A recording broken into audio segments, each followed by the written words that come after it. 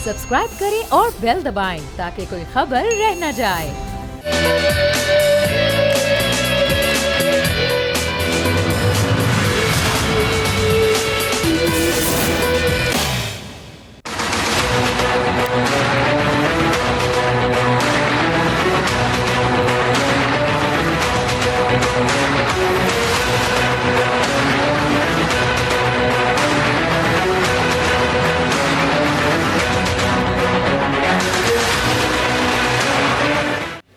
अस्सलामुअलैकुम, मैं सुमैया रिजवान आपको खुश आमदीद कहती हूँ। एक जानिब तो हुकूमत ने बजट मंजूर कराने के लिए कमर कस ली है, तो दूसरी जानिब अपोजिशन ने बजट ना मंजूर कराने के लिए। एक जानिब पाकिस्तान तहरीक इंसाफ की पार्लियामानी पार्टी का इजलास आज हुआ, एमनेस्टी स्कीम पर भी बात की गई, तो दूसरी जानिब कौमी असम्बली में ख्वाजा साद रफ़ी जो कि प्रोडक्शन ऑर्डर के ज़रिए आज असम्बली के इजलास में शिरकत कर रहे थे, खूब गरजे बर से आज हुकूमत पर, और उन्होंने ये भी कहा कि अगर यही हालात रहे रियासत के तो जमहूरी निज़ाम ख़तरे में है।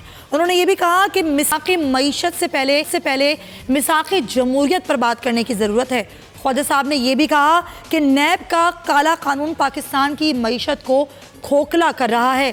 क्या सिर्फ सियासतदान ही करप्ट होते हैं? क्या करप्शन सिर्फ सियासतदानों की हद तक ही महदूद है?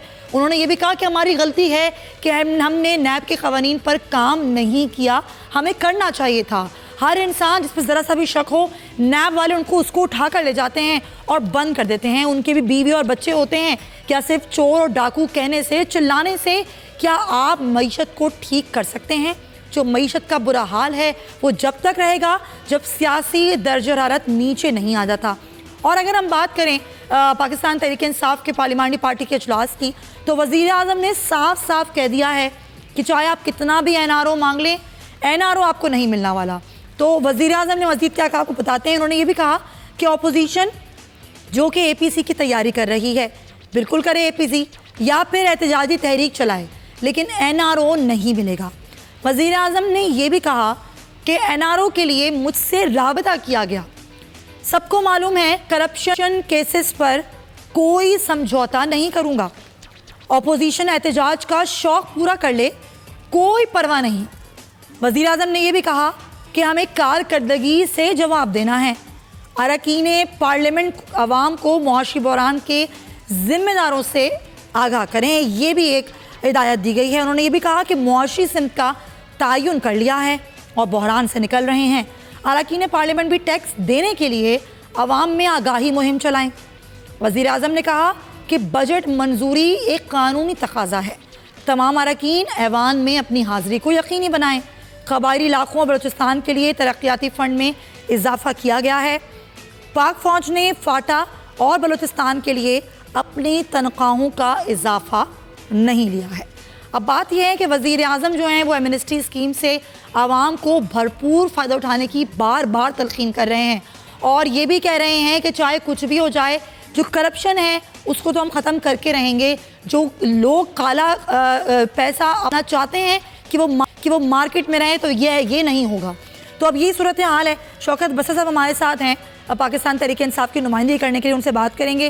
निसार चुया पाकिस्तान मुस्लिम लीग नून से हमें ज्वाइन करेंगे, लेकिन और गुलाम मुर्तज़ा हमारे नुमाइंदे भी हमारे। पहले गुफ्तगू आगाज़ में बसर साहब आपसे करना चाहती हूँ, जब बार बार हम ये कहते हैं कि जी मईशत को हमने सही सिंध पर डाल दिया है, ये बजट जो है ये बिल्कुल ठीक बना है, ये आवाम दोस्त बजट है, लेकिन आवाम को कोई रिलीफ नज़र नहीं आता।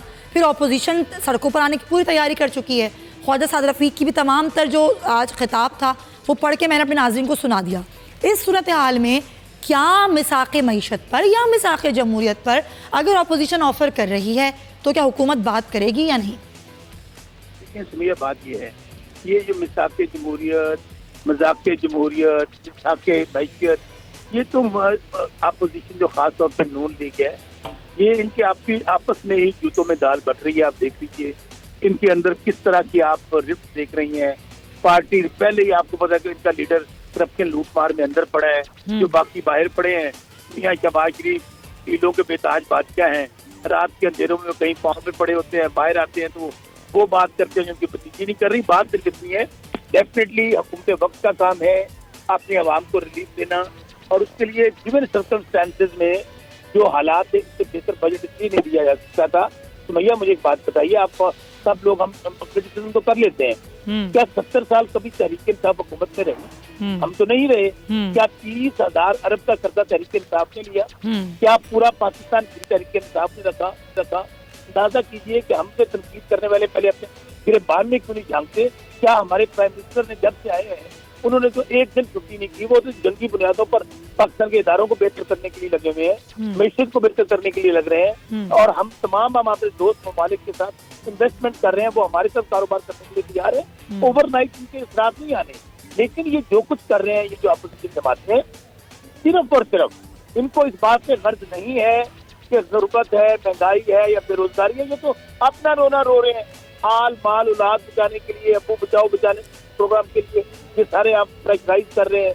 इसलिए जो प्राइम मिनिस्टर इमरान खान ने अपनी लास्ट स्पीच में कहा था, हुकूमत तो बहुत छोटी सी चीज है, मेरी जान भी चली जाए तो बिल्कुल कंप्रोमाइज नहीं करूंगा, नहीं छोड़ूंगा किसी चोर डाकू को। तो इसलिए हमें कोई परवाह नहीं है, ये जलसा करें, ये जुलूस करें। लेकिन बसरा साहब, ये एनआरओ की जो बाज़गश्त है, एनआरओ तो वजीर आजम ने देना ही नहीं होता, तो फिर बार बार इस बात का क्यों नारा बुलंद किया जाता है? हाँ, मैं बड़ा आपका रेलिवेंट क्वेश्चन है। देखें, पहली बात तो प्राइम मिनिस्टर ने चूंकि कहा है कि मुझे लोगों ने अप्रोच किया है, जो खबर मेरे तक मैं आपको पहुंचा देता हूँ। देखिए, क्या कैसे एनआरओ हो सकता है? एनआरओ ये है कि प्ली बारगेन का कानून मौजूद है नैब के अंदर। अब इन्होंने जितने डाके डाले हैं या जितने इनके, अब माशाल्लाह इनके जो बच्चे हैं 900 करोड़ रुपए के घर में रह रहे हैं, अरबों खरबों रुपए पाकिस्तान गरीब से गरीबतर हो गया और ये 3 खानदान अमीर से अमीरतर हो गए।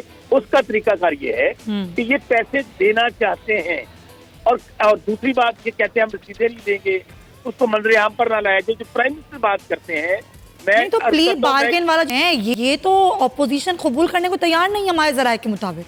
नहीं, देखिए, फिर मैं आपको कह रहा हूँ, मैंने आपकी प्रोग्राम में इसलिए कहा था, फिर मैं रिपीट करता हूँ, दोनों जमातों के दरमियान फैसिलिटेटर का, सूरतकार का रोल प्ले कर रहे हैं मलिक रियाज साहब, और ये बात मंजरे आम पर आई। मैं आपको अपनी इन्फॉर्मेशन की बुनियाद पे कह रहा हूँ, इनको कहें मेरे खिलाफ सू करें, अदालतों में जाएं। अच्छा। ये प्रॉब्लम यहाँ पे ये है। अभी ख्वाजा साद रफीक साहब बोल रहे थे, आपको याद होगा जब पनामा चला था, उन्होंने कहा जी क्या नवाज शरीफ का अकेले का एहतसाब हो रहा है, बाद में जरदारी साहब ने इतने डाके मारे, उनका शुरू हो गया।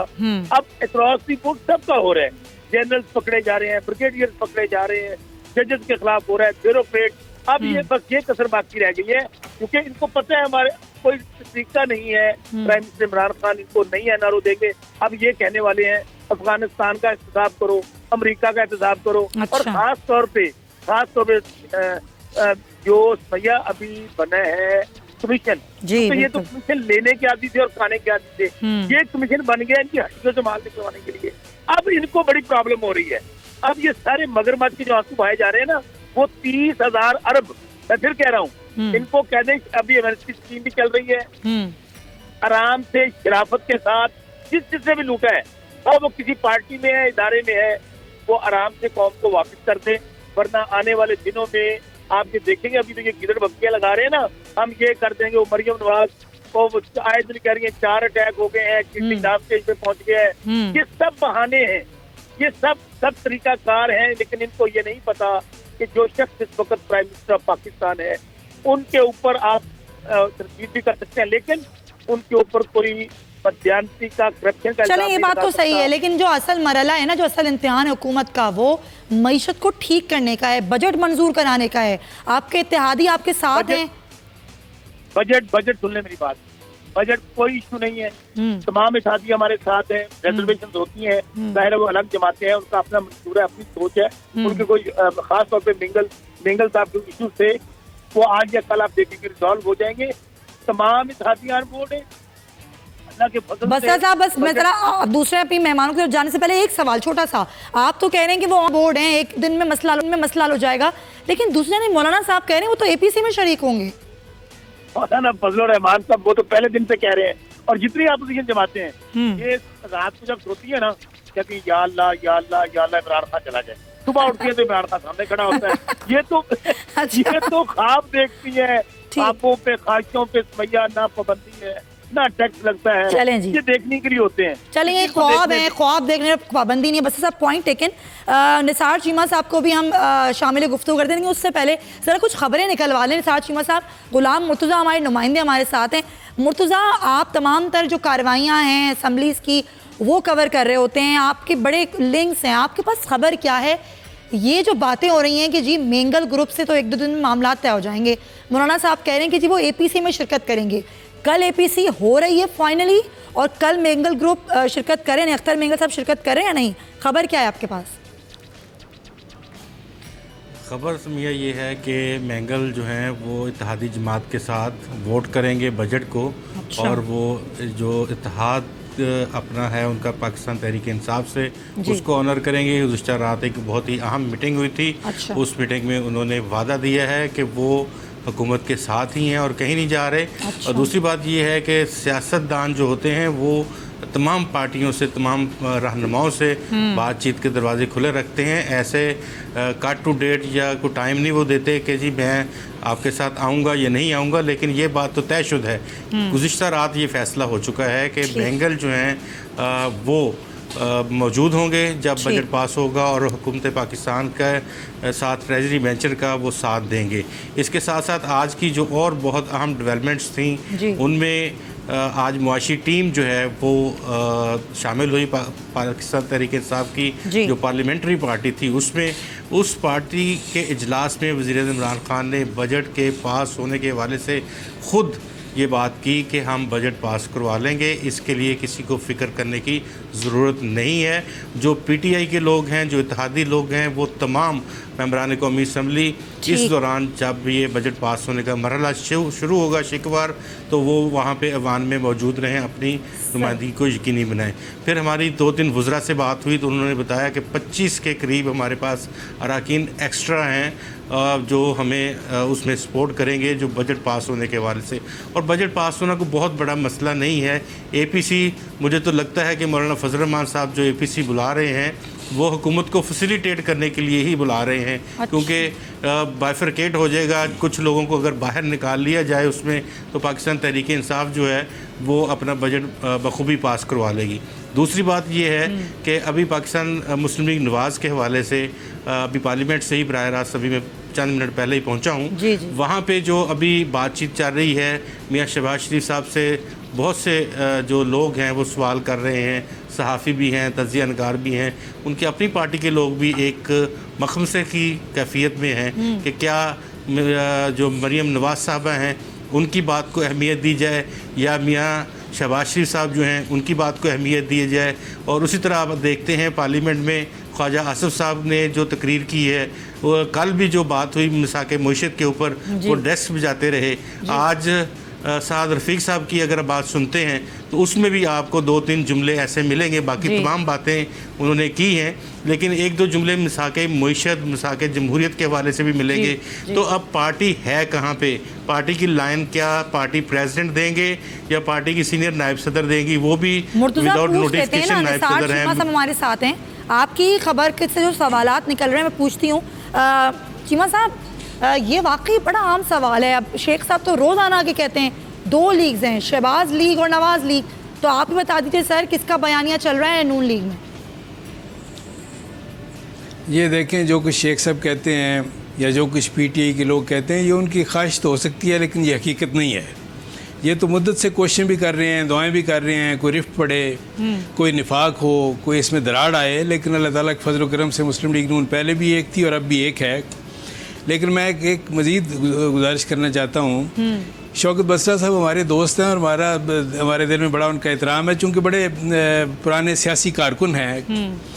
लेकिन और जिस पार्टी के साथ भी होते हैं उसकी वकालत बड़ी जोश व खरोश के साथ करते हैं जब तक उस पार्टी में हों। लेकिन यह है कि उनको इस हवाले से वो जो होता है ना ज़मीर की सरजरश या खलिश, उससे अल्लाह ताला के फजल करम से बिल्कुल बेनियाज़ हैं जब से पीटीआई में आए हैं। और उसी ज़ुबान से, जिस ज़ुबान से इमरान खान पे नुक्ताचीनी किया करते थे, तनकीद किया करते थे, जिस ज़ुबान से, जिस जोश व खरोश के साथ जरदारी साहब को डिफेंड किया करते थे, अब उसी तरह, उसी लबो लहजे में वो जो है मुस्लिम लीग नून को बुरा भला कहते हैं।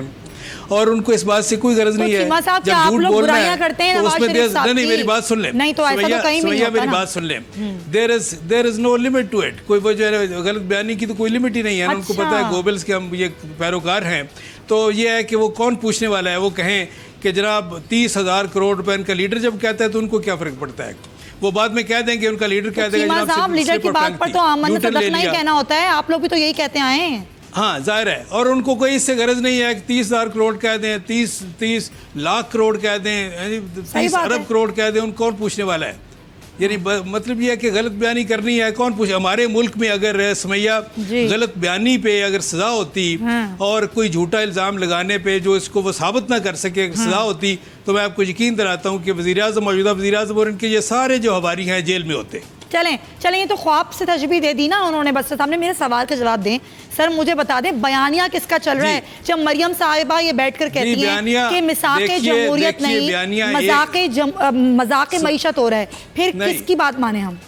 नहीं सुमैया, मैं गुजारिश करता हूँ, देखें बयानिया एक ही है, दो बयानिया में, एक तो पहले जो बयानिया जिसका हमेशा जिक्र होता है वो बयानिया हमारा क्या है, यानी मिसाक़े मईशत की बात करने से पहले बयानिया क्या है?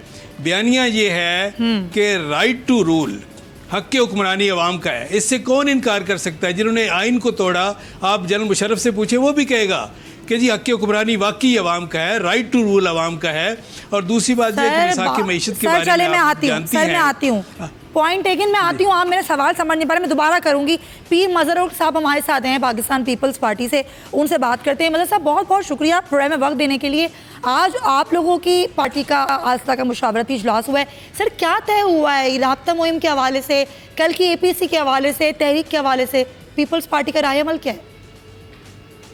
वो तो अब जो हमारा तर्जुमान है पार्टी का वो बताएगा। अच्छा, ये फैसले इस तरह तो नहीं पूछे जाते। अच्छा, इंटरनल फैसले होते हैं। अच्छा जी, हाँ जी, अब वो जरूर इतला देंगे आपको, ठीक है, थोड़ी देर में ही आपको पता पड़ जाएगा। अच्छा सर, कल तो APC होने जा रही है, तो इस हवाले से अब कोई तहरीक चलाने पर मुत्तहिदा अपोजिशन कोई लाएअमल बना रही है इस हवाले से या नहीं?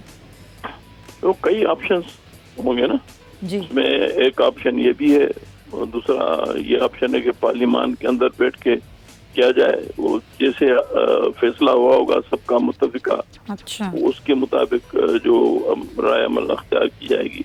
लेकिन उसमें कई ऑप्शंस होते हैं। अब क्या फैसला हुआ है वो तो तर्जुमान बताएगा, पार्टी का फैसला। और दूसरी जो, क्योंकि इसमें सिर्फ एक पीपल्स पार्टी नहीं है, और भी पार्टियां हैं, तो हर एक अपना अपना मौक़िफ़ है, तो वो सारा जब मिलके वो बताएंगे कि हमने ये फैसला किया तो उसके मुताबिक किया जाएगा। अच्छा मज़हर साहब, मिसाक़े मईशत की बड़ी बातें हो रही हैं, आपका इस पर क्या मौक़िफ़ है?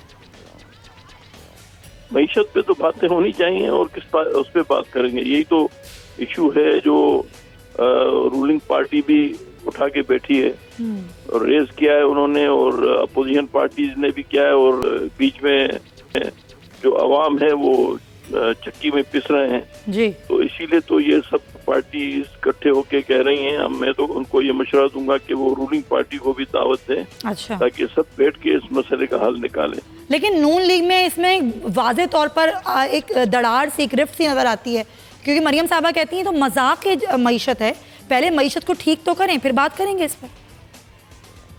नहीं, मजाक ये उनका अपना ख्याल है। मेरे ख्याल में मेरा जो सियासत में तजुर्बा है वो ये कहता है कि मिल बैठ के मसाइल का हल निकालना चाहिए, क्योंकि पाकिस्तान को मजबूत बनाना है। इस वक्त पाकिस्तान चारों तरफ से खतरात में घिरा हुआ नजर आ रहा है या नहीं, वो तो जो गवर्नमेंट में बैठे हैं लोग। लेकिन आप अग्री कर रहे हैं कि बिल्कुल बात करें मिसाक़े मईशत बैठ के? बात तो होनी चाहिए, बातचीत के सिवा तो कोई तरीका ही नहीं है। पॉइंट है, गवर्नमेंट उसमें इंटरेस्ट नहीं लेगी तो कीमत ये, they will be the losers.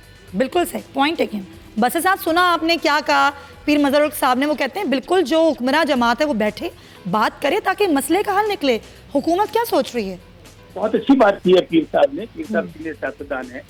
हम तो कहते हैं कि देखें, जो हुकूमतें होती हैं वो अवाम के लिए होती हैं, अवाम का मसाइल हल करने के लिए होती है। इस वक्त हुकूमत खुद हम समझते हैं कि मुश्किल हालात से गुजर रहे हैं, मुश्किल इकोनॉमी है, मुश्किल फैसले लेने पड़ रहे हैं, और बहुत अच्छी बात है कि आए और बैठे मिलके। लेकिन अभी जो अंदर देखें, आपको फिर मैं अर्ज करूँ, इशू ये नहीं है। इशू ये है कि ये सियासत अभी आप देख रहे हैं ना, नून लीग का बयानिया तो आपके सामने आ गया, वो तो ताश के पत्तों की तरह बिखर गए हैं बेचारे। अभी सीमा साहब मेरे बड़े भाई हैं, इन जैसे लोगों को लूट के खा गया पूरा वतन और पूरा मुल्क। जो शरीफ खानदान और निसार चीमा जैसे जो लोगों को डिफेंड करना पड़ जाता है, और निजी महकमे में कहते हैं अंदाजा करें उनके 11-12 साल के बच्चों की चोरी डाकते उनकी वजाहतें अभी पेश करनी पड़ रही हैं, क्योंकि पूरे का पूरा टब्बर तो बैठा हुआ है लंदन में 900 करोड़ में। विधार चीमा साहब क्यों झूठ बोले उनकी जगह, बोलना पड़ रहा है बेचारों को। और फिर अभी विधार चीमा साहब कह रहे थे कि तरीकन साहब का लीडर भी उनको फॉरवर्ड जैसी बातें करते हैं, और जिनका लीडर लूट मार करप्शन चोरी में कैदी नंबर 420। लेकिन बसर साहब, ख्वाजा साहब आज कह रहे थे हमने कौन सी चोरी की है भाई, कौन सा डाका डाला है, गिरबान पकड़ के थोड़ी होता है कोई मिसाक मईशत। भैया क्या बात कर रही हैं आप? नहीं मैं नहीं कर रही सर, ख्वाजा साहब देखिए आप मुझे बताइए कि अदालतें जिन्होंने जेल में फेंका हुआ है कैदी नंबर 420 को किस वजह से फेंका हुआ है, और अभी पूरे का पूरा टब्बर जो है हमजा शबाज शरीफ अंदर है। हमजा शबाज का नाम, अब खानदान का नाम पीटी शरीफ पड़ गया, यानी कि वो गोले वाला, वो पीटी वाला, वो बर्फ वाला, उनका कोई जवाब ही नहीं इनके पास। पर अगर इन्होंने भी नहीं लूटा ना, फिर इनसे मैं सिर्फ एक बात कहता हूँ, जब पीपल्स पार्टी में था तो हमें ये बताया जाता था 25 साल कि ये नवाज शरीफ बड़ा चोर है, डाकू है, इसने जायदादें बना ली हैं, इसको ये वतन दुश्मन भी है, ये ग्रेटर इंडिया बनाना चाहता है। और नून लीग वाले चीमा साहब को क्या कहते थे कि अली बाबा 40 चोर, और ये पेट फाड़ देंगे, गला काट देंगे, सड़कों पे कहते। सर ये बयानबाजी चलती है, आप लोगों ने बहुत कुछ कहा, ये तो सियासत का हुस्न है ना। अगर करीब 9 महीने तक ये एक दूसरे कहते थे, मैशत के भी ताने देते थे, लूट मार के भी देते थे। इससे साबित होता है कि इमरान खान जब आया, जितना जो शुरू हुआ है, इसको पूछे तो कहना खान आया था, बल्कि मैं तो ये कह रहा हूँ खान आ चुका है, खान आया हुआ है, इसीलिए तो इनको। सर बाजारों में महंगाई देखकर आवाम भी पूछ रहे हैं कौन आया था। हाँ भैया सुने, वो महंगाई भी महंगाई इनके काले करतूतों की वजह से है। फिर मैं कह रहा हूँ 9 महीने में महंगाइयाँ नहीं आ जाती, 9 महीने में परेशानियां नहीं आती हैं। जब दोनों मुल्कों को, मुझे एक बात बता देना भैया, इन तीनों खानदानों ने, ये तो अरब और खरबपति बन गए, पाकिस्तान गरीब से गरीब कर, 30,000 अरब का कर्जा पाकिस्तान भी चढ़ गया, और ये छोटे छोटे 11-11, 12-12 साल के वो मासूम बच्चे हैं, बिल्कुल वो मरियम क्या ठीक है जी, बिल्कुल सही, वो अरब और खरबपति बन गई। अरब और खरबपति में ये कैसे हो गया? बिल्कुल सही चीमा साहब, यही तो वो बातें हैं ना जिनका जवाब आप लोगों ने देना है। तहरीक चलानी है महंगाई के खिलाफ, गिरती हुई मईशत के खिलाफ, कब चलेगी वो तहरीक? जी सुमैया, आपका एक फ़िक्रा जो है ना, ये पूरे प्रोग्राम की जान है कि ये महंगाई जो बाज़ारों में महंगाई है, उसको देख के लोग भी पूछते हैं कि कौन आया था। क्या खूबसूरत जुमला है माशाल्लाह। और दूसरी बात ये है सुमैया को मैं तो चश्मे तसव्वुर में देख रहा हूँ, चश्मे तसव्वुर से देख रहा हूँ वो मंज़र। आप भी याद रखिए, नोट कर लीजिए कि आइंदा मुस्लिम लीग नून की हुकूमत की तर्जुमानी फरमाते हुए जब शौकत बसरा साहब PTI की गवर्नमेंट को बुरा भला कह रहे होंगे और नून की क़यादत को डिफेंड कर रहे होंगे, तो क्या मंजर होगा आइंदा? उनका पिछला रिकॉर्ड देखते हुए बड़ी आसानी से मैं जो है जी बिल्कुल आइंदा हुकूमत में बिल्कुल वो हमारी तर्जुमानी के फ़राइज़ सर अंजाम दे रहे होंगे। इतने पसंद आ गई आपको उनकी वकालत। अभी वो फरमा रहे थे सुमैया, अभी ये वो फरमा रहे थे, बसरा साहब हमारे दोस्त है, कह रहे थे कि जी मुस्लिम लीग नून की क़यादत ने ये जरदारी साहब के बारे में क्या कहा, जी पीपल्स पार्टी की क़यादत के बारे में क्या कहा। तो मैं उनसे पूछता हूँ कि आपके मौजूदा जो लीडर हैं इमरान खान साहब, उन्होंने MQM के बारे में क्या फरमाया, उन्होंने काफ लीग और उसकी क़यादत के बारे में क्या फरमाया, उन्होंने आज़ाद मुंतखब होने वाले सर मैंने याद दिला दिया उनको, सर मेरे सवाल का जवाब उन्होंने समैया उन्होंने मौजूदा वज़ीर रेलवे जो है उनके बारे में क्या फरमाया। मैंने याद दिला दिया, मैंने याद दिला दिया। मुझे बता दें तहरीक कब चलेगी? तहरीक कब चलेगी? सुमैया इस वक्त तो पूरी कौम सरापा एहतजाज है और तहरीक के लिए बिल्कुल तैयार है। लोगों का जीना इन्होंने कर दिया है। गरीब आदमी जो है, गरीब आदमी सुमैया एक तरफ मिडिल क्लास का, सर गरीब आदमी आ रहा है, आवाम आ रही है सड़कों पर। आपकी अवामी राब्ता मुहिम कैसी चल रही है? अवाम काल के मुंतजर है, अवाम पूरी कौम काल की मुंतजर है। ये ऑल पार्टीज कॉन्फ्रेंस में बिल्कुल ये तय होगा और लॉकडाउन होगा, क्योंकि अवाम का तो जीना इन्होंने दोबर कर दिया है। अवाम तो झोलियां उठा उठा के दुआएं कर रहे हैं कि हुकूमत से कब निजात मिलेगी और ये नया पाकिस्तान बनाने वालों से कब निजात पाकिस्तान लौटा दें। चले एक कॉल के मुंतजिर है मुर्तजा, क्या खबर क्या है आपके पास? वाकई अवाम निकलेगी सड़कों पर नून लीग और पीपल्स पार्टी के कहने पर? नून लीग और पीपल्स पार्टी के कहने के ऊपर अगर नहीं भी निकलती है, वैसे इस वक्त जो मासस की आवाज़ है वो बहुत ज़्यादा लोग महंगाई की वजह से तंग हैं और ये हकीकत है कि उनके जो डेली योमिया उनकी जो ज़िंदगी है वो बहुत ज़्यादा तज़ब्ज़ुब का शिकार है। मुलाज़मीन भी बहुत ज़्यादा तंग हैं। अभी आने वाले दिनों में बजट पास होते ही सबसे बड़ा जो रेला एक आएगा वो कारोबारी लोगों को उसके साथ साथ एमएनएसटी के जो जिस तरह से आज भी वज़ीर आज़म साहब ने फरमाया कि जेल जाने के लिए तैयार रहें वो लोग, तो ये बहुत बड़ा जुमला है आज उनका। अगर एमएनएसटी जिन लोगों ने नहीं ली तो उनके लिए मेरी एक वफाकी वज़ीर हैं, उनसे जो ही वो बाहर निकले तो मैंने पूछा कि क्या कर रहे हैं टैक्स देंदगान का। उनके साथ उस वक्त चेयरमैन FBR भी साथ थे उन वफाकी वज़ीर के। एक जुमला उन्होंने मेरे नज़र किया, उन्होंने कहा कि जो टैक्स नहीं देगा जेल जाएगा। बात यह है कि अगर ये पॉलिसी रही, ठीक है कि टैक्सेस की ज़रूरत है पाकिस्तान को और पाकिस्तान की मईशत इस वक्त इंतहाई कमज़ोर हालत में है, लेकिन अगर आप कारोबारी तबके को इस तरह से इन जुमलों से हरासा करेंगे तो मैं श्योरली ये आपको बता सकता हूँ कि लॉकडाउन भी हो सकता है, अवाम भी बाहर निकल आएंगे। बेहतर है FBR की जो इस्लाहात हैं उन पर तवज्जो दें। पॉइंट टेकन मुत्तू साहब, ब्रेक में ले लूँ और हम इस पर ही बात करेंगे कि जी बिहार में इस्लाहात लाके क्या इस तमाम अमल को सादा बनाने के लिए हुकूमत गौर कर रही है या नहीं।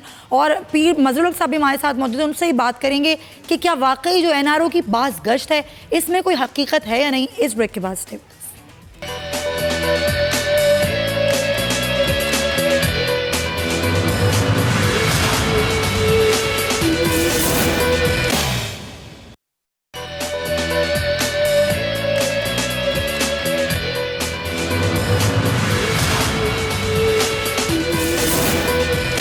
Welcome back to the show. नाजरीन, आज की एक अहम खबर ये भी है कि इस्लामाबाद की एहतसाब अदालत ने तहरीक इंसाफ के रहनुमा और साबिक वज़ीर क़ानून बाबर रहमान को नंदीपुर रेफरेंस में बरी कर दिया है। इसी केस में साबिक वज़ीर आज़म राजा परवेज़ अशरफ की दरख्वास्त को मुस्तरद कर दिया गया है। इस बारे से राना सनाउल्लाह का भी रद्दअमल सामने आया। उन्होंने कहा कि हुक्मरां जमात के लिए अलग कानून है नैब का, और जो अपोजिशन है उसके लिए बिल्कुल अलग कानून है। उनके लिए तो पकड़ दकड़ है, जेलें हैं, और जो हुक्मरां जमात है पाकिस्तान तहरीक इंसाफ, उनका और नैब का गठजोड़ सामने आ गया है। पीर मजरुल साहब, वाकई आप भी सही समझते हैं जो राना साहब ने कहा कि वाकई नैब का और हुक्मरां जमात का गठजोड़ है जिसकी वजह से ये मुख्तलिफ फैसले आ रहे हैं? देखें, मैं खुद भी आज से 15-20 साल पहले इस प्रोसेस से गुजरा हूँ और मेरे साथ भी इसी किस्म का रवैया रखा गया था। और उस वक्त में हुक्मरान जमात के जो थे मेंबर, उनको तो कभी उन्होंने एहतसाब कमीशन ने कभी नहीं रेफरेंस भेजा, लेकिन मेरे साथ और हमारी पार्टी के कई लोगों पे रेफरेंस बनाए, उनमें हम लोगों को सजाएं दी गई। अच्छा। और सुप्रीम कोर्ट ने बरी कर दिया क्योंकि उनमें एविडेंस बिल्कुल नहीं थी। सही। तो ये जो अदालतें बनती हैं, मैं उनके लिए मुझे बहुत एहतराम है। कुछ तो जज साहबान उसूलों पे सौदेबाजी मरते दम तक नहीं करते, लेकिन कुछ प्रेशर्स में आ जाते हैं। अब ये मुझे मालूम नहीं एग्जैक्टली कि क्या हुआ, लेकिन होता यही आ रहा है शुरू से। जब आप ये बात कर रहे हैं सर, जब आप ये बात कर रहे हैं उस वक्त ये खबर है कि शर्जील मेमन साहब को भी रिहा कर दिया गया है, तो ये भी तो एक अच्छी खबर है ना। ये सुप्रीम कोर्ट की बात बता रहा हूँ, इन्होंने नहीं रिहा किया, लेकिन मैं आपको बता रहा हूँ कि ये ऐसी स्पेशल कोर्ट जो बनाई जाती हैं, ये प्रेशर्स पे होती हैं, अक्सर उनके पर प्रेशर पड़ते हैं। अच्छा। कुछ जज साहबान प्रेशर बर्दाश्त कर देते हैं, उनको फिर चलता कर देते हैं, और कुछ नहीं कर सकते तो वो फिर झुक जाते हैं, वो कर देते हैं। अब ये एग्जैक्टली स्पेसिफिक कोर्ट और केस का मुझे इल्म नहीं है, इसलिए मैं अपनी तरफ से कोई बात नहीं कहूँगा, लेकिन होता यही आ रहा है। माजी का तजुर्बा मुझे तो ज़ाती यही है। लेकिन जब वजीर आजम साहब ये कहते हैं, जी बिल्कुल सर, एक बात का मैं इंकिशाफ करूं कि एक मौके पर एक जज साहब ने तो मुझे बुला के, और मेरे जो दूसरे साथी थे मेरे साथ कोर्ट थे, खुर्शीद शाह और दूसरे, हमें बुला के चैम्बर में कहा कि जब तक ये हुकूमतें आप दरखास्तें जोर नहीं दें बाइज्जत बरी कराने, क्योंकि ये होती है अदालत का एक अख्तियार होता है 265K का, उसमें कहते हैं साहब इसमें गवाही है नहीं, हमारे पास एविडेंस है नहीं, आप हमें यहीं पर अकुट करते हैं, जैसे अभी आपने ये केस बताया जी। लेकिन उन्होंने कहा चैम्बर में बोला कि आपको पता है होगा नहीं, इसलिए आप मेहरबानी करके, यानी कि आप ये कह रहे हैं कि जिसकी हुकूमत होती है उस पर कोई केस नहीं बन सकता, सिर्फ अपोजिशन पर ही बनते हैं। बिल्कुल सही। हमारे जमाने में तो अजलिया मुकम्मल आजाद हो जाती है जी। फिर ये जो इस किस्म के दौर आते हैं जिनमें इस किस्म की बातें होती रहती हैं। ठीक है जी। उनमें तो यही मैं देख रहे हैं, आपके सामने सब कुछ है, मैं इस पे क्या अपने आप को इसमें फंसाऊं? आप खुद जानती हैं कि ये जो हो रहा है ये ऐसे ही हो रहा है। चले मदन साहब, बिल्कुल सही पॉइंट एक रवैया है, दूसरे के साथ दूसरा रवैया है। चलें सर, आपका पॉइंट आ गया। मुझे बताएं, जब वजीर आजम ये कहते हैं कि जी किसी को एनआरओ नहीं मिलेगा, चाहे कोई कुछ भी कहता रहे, मुझसे बराह रास्त तो एनआरओ नहीं मांगा गया लेकिन मांगा जा रहा है, तो क्या वजीर आजम एनआरओ दे सकते हैं? देखें, उनको फोबिया हो गया एनआरओ का, और मुझे तो समझ में नहीं आ रहा, जो चीज किसी ने कोई मांगी नहीं है तो उसके बारे में इतना शोर क्यों मचा रहे हैं वो, और किसने मांगा किसने बता दें, चलें किसने मांग रहे हैं भला ये बताते हैं, अगर इनसे नहीं मांग रहे तो मेरे ख्याल में ऐसे ही फजूल बातें करके इसको सियासी पॉइंट स्कोरिंग कर रहे हैं, लेकिन इसके पीछे मुझे कोई संजीदा बात नजर नहीं आती। ठीक है, चीमा साहब आपका क्या रद्द अमल है इस पर? खैर राना साहब का रद्द अमल सामने आ गया जी, आप क्या कहेंगे? सुमैया, हम तो देखें पहले दिन से कह रहे हैं, लीडर ऑफ द अपोजिशन ने मियां शहबाज शरीफ ने on the floor of the house ये कहा और बार बार इसको बाद में भी दोहराया कि आप बता दें कि एनआरओ कौन मांग रहा है और किससे मांग रहा है। आज तक इन्होंने जवाब नहीं दिया, क्योंकि इनके पास जवाब है नहीं है, झूठ के पाँव होते नहीं है। हाँ, ये ज़रूर है कि इन्होंने मौजूदा वज़ीर आज़म साहब ने 2 एनआरओ ज़रूर दिए हैं, वही देने के काबिल थे, किसी और को एनआरओ देने के ये काबिल भी नहीं है। 2 एनआरओ इन्होंने दिए हैं, एक तो अपनी बाजी अलीमा खान को दिया है, जो अरबों रुपए की जायदाद, जिनकी कोई मनी ट्रेल नहीं है, वो जो पता नहीं जादू की कौन सी मशीनें हैं जिनसे अरबों रुपए की जायदाद बनी, उसके बारे में एमनेस्टी स्कीम आई कि आप इतना जुर्माना दे दें और सब कुछ रेगुलराइज करवा लें। दूसरा ये कि इन्होंने जो एनआरओ दिया है वो 300 कनाल का जो घर है बनी गाला वाला, गरीब लोगों के तो घर गिरा दिए गए। ये जो एनक्रोचमेंट के खिलाफ ऑपरेशन के नाम पे हज़ारों लाखों लोगों को बेघर कर दिया गया, उनसे रोज़गार छीन लिया गया, लेकिन इनके लिए वो जो है एक एनआरओ आ गया कि ठीक है जी, आप पैसे बनी गाला घर के लिए जमा करवाएं, रेगुलाइज करवा दें। लेकिन देखें कि आप नए पाकिस्तान में किसी गरीब आदमी के लिए इस तरह की कोई रियायत नहीं है। ये एनआरओ जो उन्होंने दिया पूरी कौम ने देखा है, बाकी तो कोई एनआरओ देने के ना ये पोजीशन में है, ना किसी ने इनसे एनआरओ मांगा है। हम तो ओपनली कह रहे हैं और ये पूछ रहे हैं बार बार कि कौन एनआरओ मांग रहे हो, किससे मांग रहे हैं। तो फिर कानूनी कार्रवाई करें ना। शेख साहब तो बरमला कहते हैं कि मुझसे शहबाज शरीफ को मैंने खुद देखा है, खुद सुना है एनआरओ मांगते हुए। नहीं, ये देखें, ये जो देखें बात ये जिनका आप सर कानूनी कार्रवाई करते ना, आप उनको सू कर दें। नहीं, हाँ। ये देखें, ये जिनका आप जिक्र कर फरमा रही हैं जी जी, वो जो है ये क्या कोई रिलायबल कोई वो गवाह हैं, अंदाजा कर लें उनकी गवाही की उनकी क्या अहमियत है। जी जी, जिनका सुबह दोपहर शाम वो झूठ बोलते हैं और कोई पूछने वाला नहीं है, उनकी गवाही की क्या अहमियत है। चलें जी, बसरा साहब आ गए, जरा उनसे बात कर लेते हैं। जी जी बसरा साहब, जी बसरा साहब। सुमैया देखिए, मैं फिर कहूँगा, ये तो खाना काबा में बैठ के झूठ बोलते, तो उस वक्त भी कहते थे हमारी कोई डील नहीं है। आपको याद नहीं है? ये खाना काबा मियां नवाज शरीफ का क्या बयान आया था? पहले कहने लगे नहीं 5 साल की है, बाद में कहने लगे 10 साल की है। ये तो इनको तो झूठा कहना भी झूठा कहने की। सर आप लोग भी तो नाम नहीं देते ना सर, नाम बता देना झूठ भी शर्मिंदा हो जाता है इनके सामने। अभी निसार चीमा साहब मेरे बड़े भाई हैं, लेकिन यकीन माने मुझे कभी कभी ना खुद कभी शर्म आ जाती है कि जिस अंदाज में लूटा उन्होंने, माल उन्होंने खाया है, करप्शन उन्होंने की है, और मेरे जैसे बड़े भाई निसार चीमा साहब उनकी सफाइयां देते हैं। मैं तो निसार चीमा साहब को तो कह रहा था, मैंने कहा देखिए बात सुने, हम सब ने फरिश्तों ने अपना अपना हिसाब देना है, क्यों आप इनके लिए अपनी कब्र काली कर रहे हैं टिकट लेने के लिए, क्या मैंने की सीट लेने के लिए? कम से कम आप वो तो आपके लिए भी यही कह रहे हैं, वो तो आपके लिए भी यही कह रहे हैं। मेरी बात सुने ना, देखिए मैं फिर कह रहा हूँ, मैंने जब पार्टी में था मैं तनकीद करता था इमरान खान साहब पे, लेकिन उनकी ऑनेस्टी के मुतालिक और उनकी कभी अपराइट वो आते हैं, कभी ये बात मैंने नहीं की थी। मैं यहाँ ये देख रहा हूँ, अंदाजा ये करें, इन्होंने कहते नहीं चोर नाले चतर, पंजाबी में मैं पेंडू बंदा हूँ, यानी कितनी टिकाई के साथ पूरी मुस्लिम लीग नून, वैसे तो मुस्लिम लीग नून बेचारी पता नहीं ताश के पत्तों की तरह बिखर रही है, इनका बनना क्या है, मियां शहबाज शरीफ बेचारे क्या कर रहे हैं। अंदाजा कीजिए, एक पार्टी के अंदर 10 धड़े बने हुए हैं, 10 ग्रुप बने हुए हैं। बसरा साहब अवामी नुमाइंदे, मेरी आपसे गुजारिश है सर, सियासत तो होती रहेगी, कुछ आवाम के लिए कर लें। 200% गैस महंगी होने जा रही है सर, क्या होगा गरीबों का, कुछ तो ख्याल कर लें, आवाज उठाएं इसके लिए।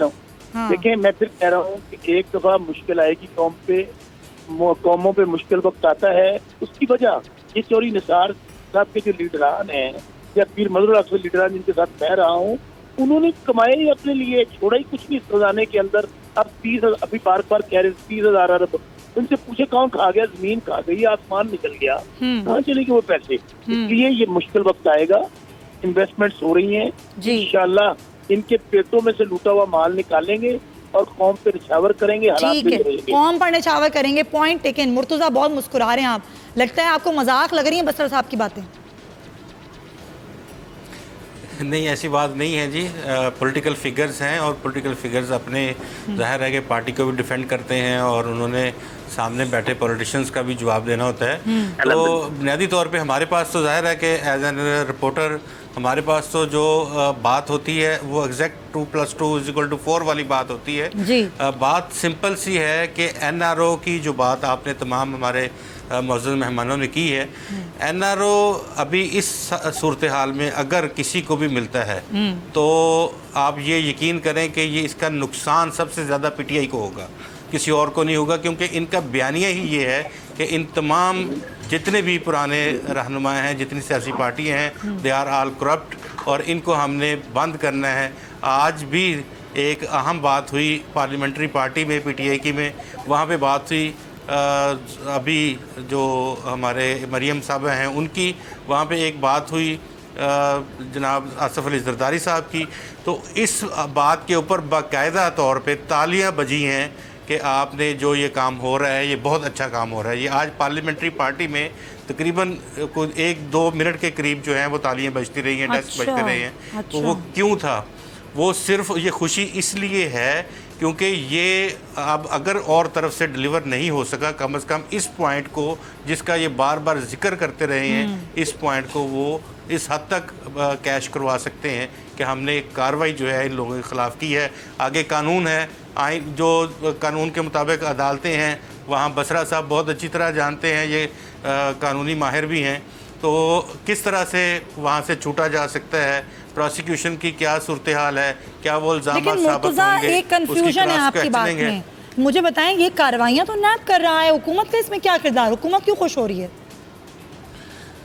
जी हुकूमत नहीं, ये तो इनके दौर में हो रही हैं, सब कुछ नैब कर रहा है, बिल्कुल इसको है। लेकिन आप जानते हैं कि बहुत से वुज़रा भी इसका क्रेडिट लेने की कोशिश कर चुके हैं। फवाद चौधरी उन्होंने क्रेडिट लिया इस बात का कि हमारी हुकूमत ने देखे कहाँ तक किया है। हाँ। तो ये आप और कुछ ना हो, बेशक नहीं किया हुकूमत ने, ये नैब ने किया है सारा कुछ, लेकिन इसको अवाम, भोली अवाम के लिए, भोली अवाम के सामने तो क्रेडिट लिया जा सकता है जो 47 से पिस रही है और आज भी पिस रही है उसी तरह से।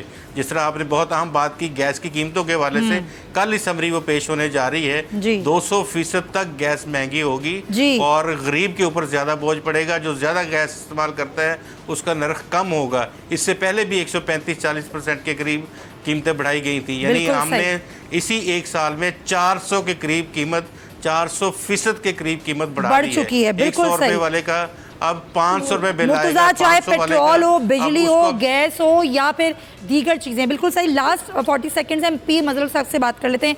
मजहर साहब, यही तो महंगाई है ना जिसके खिलाफ अपोजिशन इकट्ठी होने जा रही है, तो वाकई पुरजोर तहरीक चलेगी?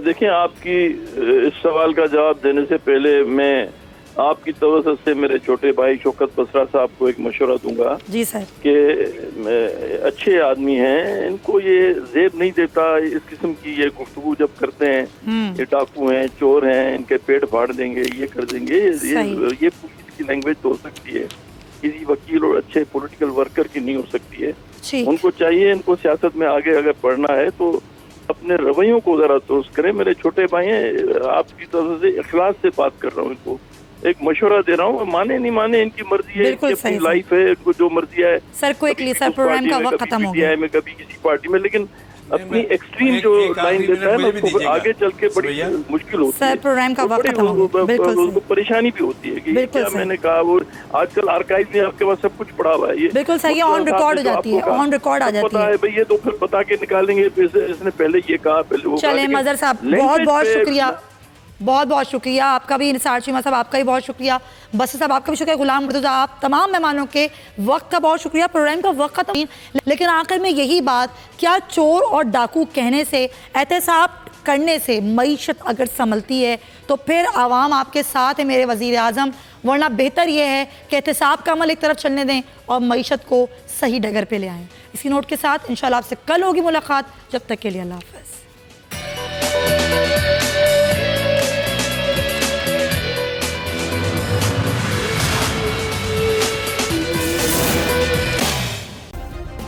सब्सक्राइब करें और बेल दबाएं ताकि कोई खबर रह न जाए।